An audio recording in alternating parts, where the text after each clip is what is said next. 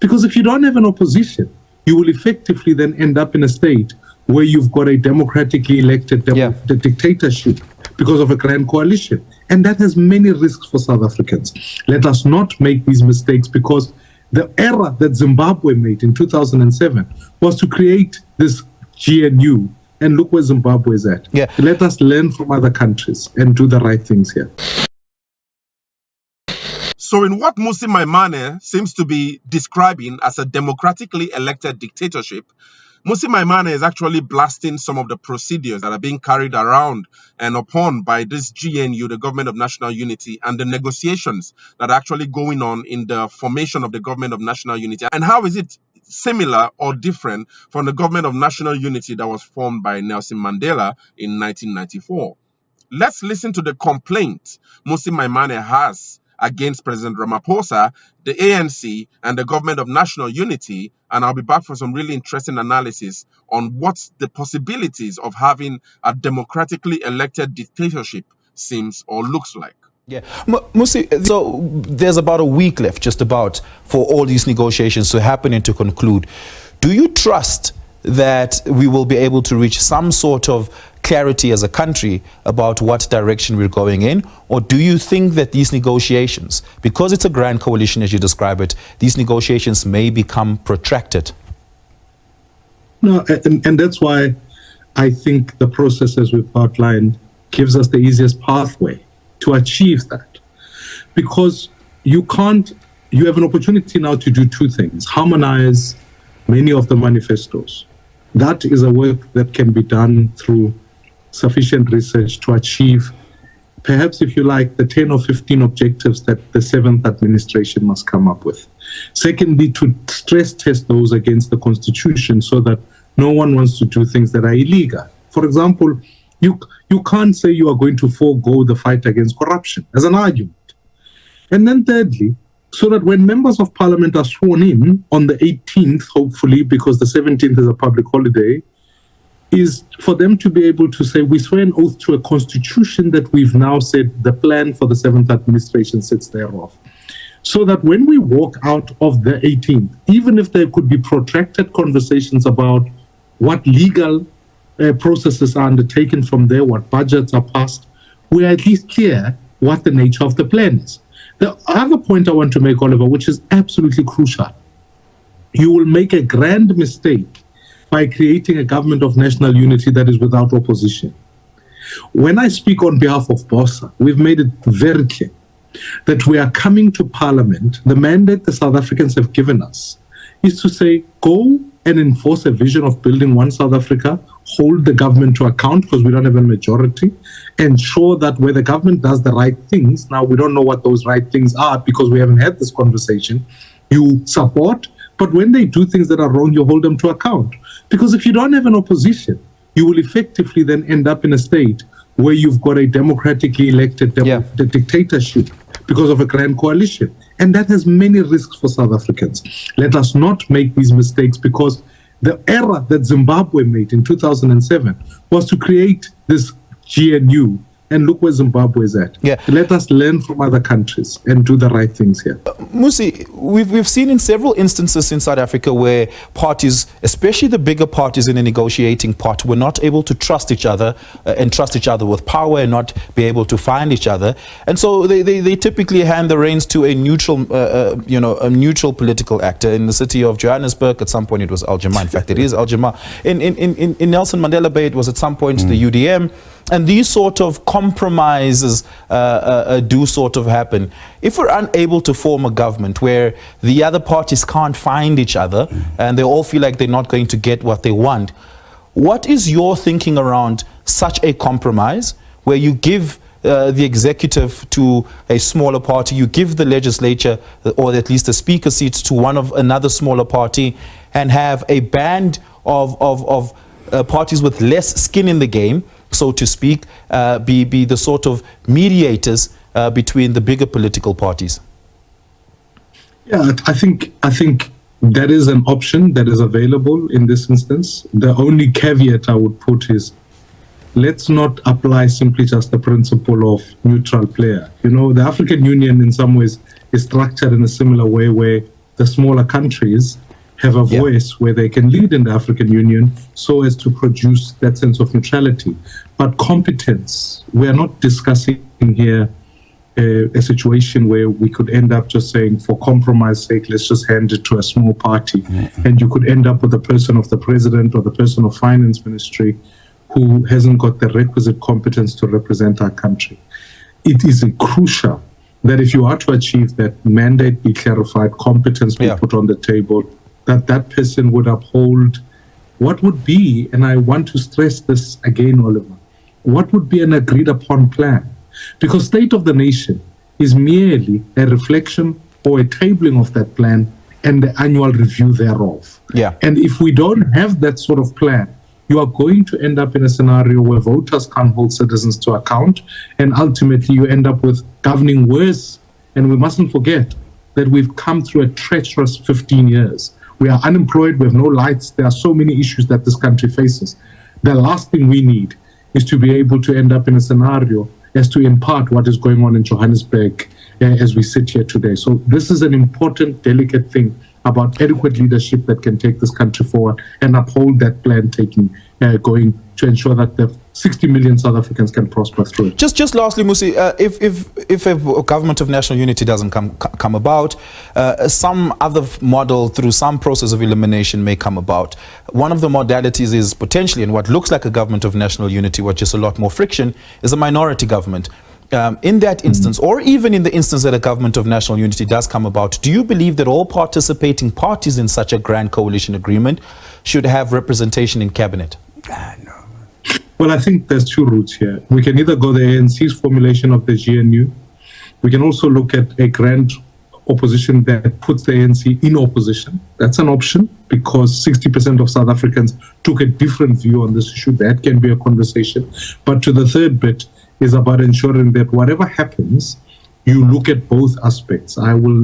Both the aspects of the executive in how that's constituted, and that could be an exercise by the largest minority party, and then look at the accountability in the official opposition that will come on board. Brilliant. What do you guys think? He's a really sharp, politician, Mmusi Maimane. I really enjoy, listening to him a lot. He really understands the political terrain of South Africa and how, he's really creative and constructive in his criticisms of the government and the constitution and where South Africa needs to be as it forges ahead in the formation of a new government, which should be done in the next 48 or 72 hours by President Cyril Ramaphosa. But for me, I was fascinated with this term, a democratically elected dictatorship. And I thought that, how could this possibly come about, not necessarily in South Africa, but even in any nation in the world? How could a democratically elected dictatorship emerge? You see, when a dictator, or a dictatorship or a government that is heralded or called a dictatorship can be democratically elected by the people and put there, whether consciously or unconsciously. It's a really interesting thing to think about. And so I found a really interesting opinion poll on Quora. Quora has a lot of really science-based analysis on there that I thought to make this analysis in this video through and think through the possibilities of a democratically elected dictatorship, as Mmusi Maimane complains here that the GNU might be actually characteristic of. So, in other words, he argues that governance is the act of using government, okay? And technically, government is a decision process used for enacting and enforcing law and policy within a society. Now, it says that while a form of government is a specification of that process, usually specified within a document called a constitution, and a nation is the instantiation of that specified process, all right? So this is a really interesting set of definitions for, a government and a constitution and also a nation. And so I'll go again once more because I really enjoy these definitions, okay? So it argues that a government, technically, right, is a decision process used for enacting and enforcing of law and policy within a society. So in every given society, to form government, right, it actually means a move to decide upon a process for enacting and enforcing law and policy, right, within any society.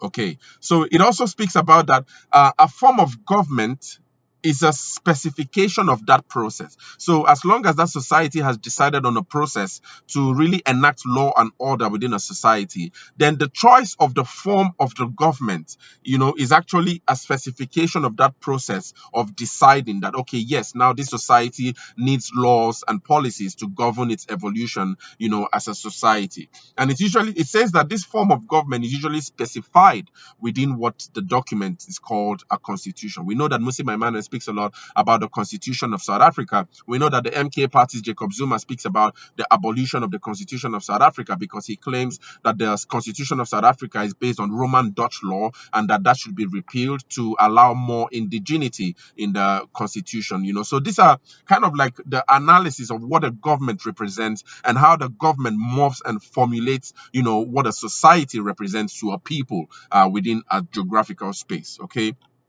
Now, it then goes on to say that the nation itself, a nation or a nation state, is the instantiation of that specified process. So whenever the society decides on the government and the character of the government, it decides to, proceed upon in the evolution of its, essence as a society representing different people or group of people within that society, a nation is born. All right. Brilliant. So now the article here goes on to argue that if humanity is to be organized into social structures by the use of laws made by humans, not chance and by not machines, like AI now we see, where a lot of people have been speaking about AI governance and artificial intelligence governance and all that. I really don't know how that works. But then he speaks about that, then the manner in which those laws may be invoked are limited to two and only two possible rule-making paradigms. The first is the rule by the majority, which is now we know that this government, we're growing up in West Africa, we've always defined democracy as government of the people, for the people, by the people. But now we know that democracy is simply the rule of the majority, right? And also, the article goes on to argue that there's also the second rule, these paradigms by which the laws may be by which, if humanity can actually be organized into social structures by use of laws made by humans, then the manner in which those laws, the laws by which human society can be, structured, can actually be first by the first paradigm, which is democracy or rule by the majority, and that the second paradigm would be the rule of the minority. And we know that these forms of governance we've actually seen them in Africa. They form in the form of oligarchies. They come in the form of subtle forms of oligarchies or plutocracies, which is a government of the wealthy in this regard.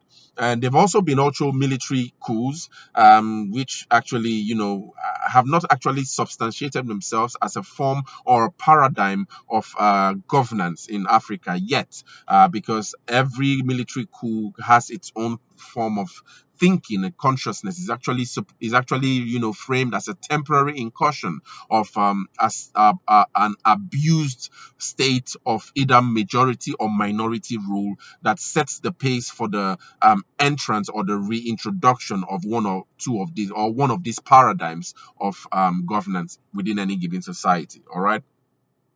So now it argues that a democracy is a rule by majority, and it says that an oligarchy is a rule by the minority.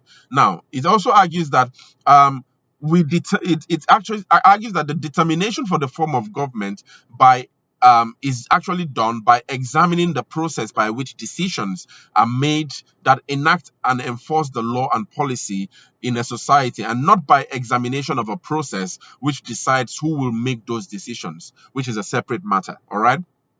Now, it also goes on to speak about a monarchy as a sub-form of oligarchy, that the minority, when a minority makes the rule, where a minority that makes the rule is one person. So that's a monarchy, but it's still a minority. All right. So now it says that if we elected a king every 4 years, we would still have a monarchy and not a democracy. Right. And that king makes the rules. It does not matter how that one person was elevated to that position of power or authority, whether it was by flipping a coin or a winner takes all in a sword, duel, or an election, or born into the throne. The determining factor is whether a majority or a minority rules, not how the majority or the minority came to rule. All right. So this is the opinion of this person, and in describing how the possibility of a of a dictatorship can be democratically elected. All right. And so, thinking through the auspices of an oligarchy or a rule by a minority, in this regard, it's possible that a majority can actually uphold or give power to a form of minority, despite the fact that that process can actually be governed by a democratic means. In other words, what we saw in the last elections in South Africa might have appeared to be a democratically led or democratically, governed election, where the majority in themselves had to vote to give power now to the government of to give power now, to what has been now seen as a government of national unity. And now the government of national unity, has the potential now to uphold its character or its essence as a minority, so to speak, right? That then governs the majority of South Africa, despite the fact that the majority of South Africans gave it that power in a democratic process. Now, the GNU now, because of the fact that the GNU has actually been given power through a democratic process, through a democratically elected, a democratically elected, process of elections, now has attained the power. It now has that potential or that propensity to either choose to slowly evolve into a dictatorial approach in its governance, despite the fact that the process by which it attained that power was through a democratic means. I don't know if you guys understand what I'm trying to say here. But one of the things I actually see in this regard, actually a lot of governments, democratically elected governments in West Africa, actually perpetuate this perspective, whereby a president is actually elected to power, all right, through a democratically elected means. But then, while in power, the government of the day might adopt certain dictatorial mandates or dictatorial processes that actually diverge far away from the initial democratic process by which it came to power. So the fact that a democratic process brought this government to power doesn't necessarily mean that the government in itself would continuously effect the characteristics or the elements of democracy, but it might then switch into a different form of democracy, despite the fact that the way in which it came to power was through a democratic means. And so this is what this opinion poll argues, that a government can actually be a dictator, can actually be democratically elected, and given the likes of examples of an oligarchy or plutocracy or a monarchy in this regard. And so here, Mmusi Maimane is arguing that the government of national unity is slowly seeming to be characteristic of this form of government, whereby, yes, South Africans have voted for a diversity at the top, echelons of governance in South Africa. Yes, South Africans have voted that they do not want the ANC to be a majority anymore, because it feels that the ANC has actually governed terribly since 1994, and that the lives of the basics made of the ordinary South African hasn't improved, despite the fact that South Africa now has been running and calling itself a rainbow nation that seeks to pursue a non-racial, non-sexist unitary schema in governance. And yes, that the ANC actually, although it dropped from its majority of 60% of the electorate support over the years, has now dropped to 40 thereabout percent. That now the ANC actually now has this control, so to speak, in choosing the members who would or in convening the negotiations for the government of national unity, and who would partake in that government. So despite the fact that that whole process has been done by a democratic means, Mmusi Maimane is cautioning South Africans to really put tongue in cheek and watch and criticize, or probably try to keep the ANC on its toes, as it might slowly diverge into being what he's actually terming a dictatorship, where the government of national unity might be characteristic or call itself a unity government, but what's really happening on the ground is far from that. That it's all the fact that these parties are, dancing to the tune of the policies of the ANC, and the ANC is still driving its own programs, despite the fact that it calls what is being actually going on right now in South Africa a government of national unity. So really interesting thoughts, quite complex, quite complicated. I don't know, what do you guys think about what Mmusi Maimane has actually touched upon here? I think it's really sensitive. It's something South Africans might need to wake up to, to see, and hopefully stand their ground as they watch, as the Kenyans are actually doing right now in Kenya, where a majority of the Gen Z, populace actually screaming out loud that they do not support the finance bill that's being introduced by President Ruto's government. And, Kenya is actually going into chaos at the moment. So South Africans might actually also want to watch that the GNU, under the probably the majority composition of the ANC, doesn't become a dictatorial government, or doesn't become a dictatorship, despite the fact that it has actually assumed power by or through a democratic process. So what do you guys think about this anyway? Share your thoughts. It's been quite a lot of information, but share your thoughts in the comments.